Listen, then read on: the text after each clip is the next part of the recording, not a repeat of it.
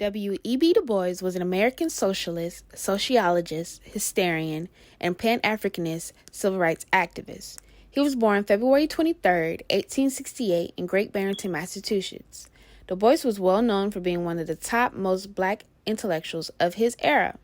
Some of his accomplishments include him becoming the first African American to earn a PhD at Harvard University, and him becoming NAACP's Director of Publicity and Research, where he started the organization's official journal, The Crisis, in 1910.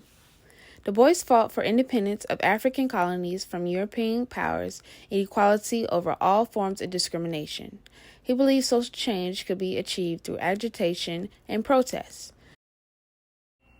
These beliefs are exemplified in many of his writings. One powerful quote from one of his most popular books is from The Souls of Black Folk. Du Bois says, "We have no right to sit silently by while the inevitable seeds are sown for a harvest of disaster to our children, black and white."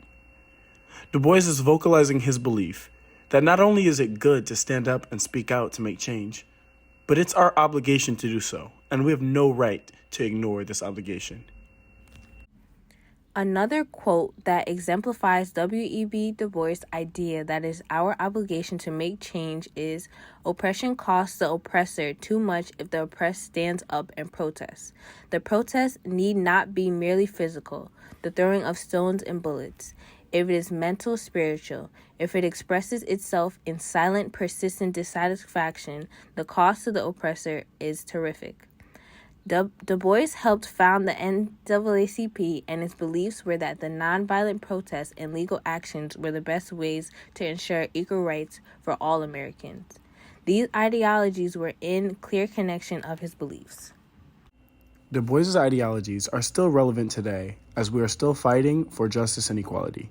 We asked some members of the next generation of activists here on campus for their opinions on his ideology. Here's what some students had to say about Du Bois' mindset on the absolute necessity of protest in this country. 100% agree with that. Honestly, the best way you can catch someone's attention is to agitate them. You can't necessarily, beg. You can't necessarily just ask the person once and then expect their attention to be caught. You have to consistently and routinely ask them, beg them, even sometimes command them to want to catch their attention. And to be able to agitate them is one of the most effective ways to do it, because at the end of the day, you caught their attention, and that's the first step. The second step is to protest. Catching their attention is one thing, but being able to convince them is a whole different step. Absolutely. I absolutely agree. There's never been change without protest. We wouldn't be here right now if our people that came before us didn't band together and, get in the streets, protest, get loud, get so agitating to the point where they had to change because we weren't gonna stop. It was only gonna be more of us screaming louder what we want, what we need. And I feel like that's the only effective way to create change in a positive way. First one, agitation. Like I said, you want to be able to know that you're being a little bit irritating to the people involved, so that way they want to keep changing things. And protest, again, great thing. That means a large group of people all repeating the same message means that there is something that needs to be changed and that needs to be, fixed. So therefore, the government knows that, okay, this group isn't happy. What is it that they really want, and what is it that you can really do? So yes, I do agree. Agitation, brilliant. Protest, also brilliant. Yes, because if people don't think there's a problem, or if they're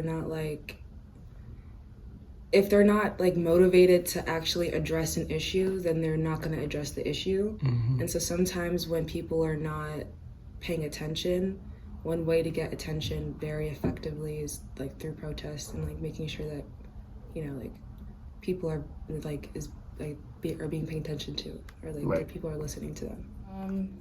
I do agree with agitation and protest because, in the same vein as what I just said before, I think the more people you have that are willing to express their discomfort with how things are going, and the more that you are overt in your expression of,